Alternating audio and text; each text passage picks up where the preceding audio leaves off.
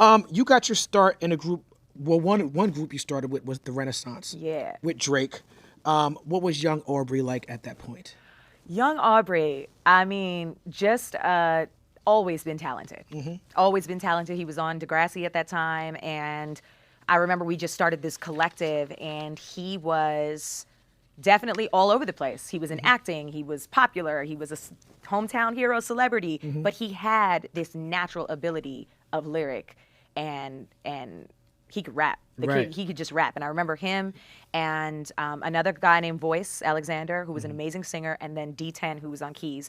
We would get together and we would jam, and like there was just something about him right then and there. And I can honestly say in that time, he hadn't stepped into that greatness yet because television was paying the bills and you know, but it was there. And I always saw it in him, and I always saw He had to make a conscious decision to concentrate on music, right? Definitely. Yeah. I think he had to shift. I think he had to shift. And, you know, it's like we all went our separate ways, and he just continued down that path. And I think that he really knew that he had something to prove. He had something to say.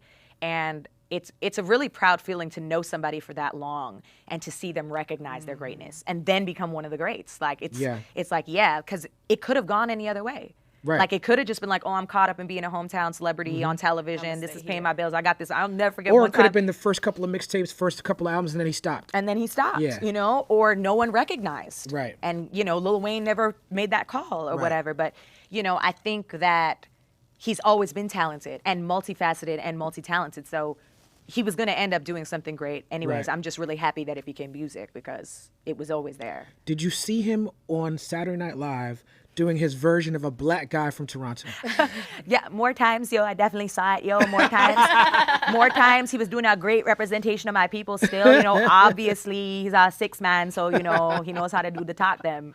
Are y'all still friends? Yeah, I mean, we see each other as often as we do in passing or whatever. Life is different. I wouldn't call him an enemy. But yeah, like, very happy for him. Every time we see him, it's all love, yeah. Yeah, I'm happy for Drake, too. I was very much a fan of his when the mixtape first started bubbling. Listen. You like Drake? Man. Girls love Drake. Wheelchair Girls love Jimmy, Drake. when he was doing his rhymes with Ashley, that's when I love Drake. Let me tell you, She's like, I was first. Back, You other bitches is when late. He got shot. You feel me? And like when he started doing mixtapes, because it's my friend, she had gave me my own like TV in a room because I was a grown ass adult watching Degrassi and no one else wanted to watch it. And she was like, yo, I think that dude from Degrassi is doing mixtapes. And I was like, shut the fuck up. And I literally downloaded everyone and just sat there and kept playing and playing and playing. Wheelchair Jimmy, he did it. Drake, holla at me, bro. Drake. I went to see Drake perform at SOB's the week that he signed with Cash Money. Oh, wow. Or Young Money, rather. Showing But your age it was again. that moment. Like, I saw Kanye's first SOB show. I saw Drake's first SOB show. That's Shit, I saw my first SOB show. You came outside yourself, was like, you about to be. Yeah, I was man. I was at that show, at Drake's SOB show. Oh, 'cause you were there. I was there. I was definitely there, and it was a moment. Yeah. It was a moment. It really was. Good for him.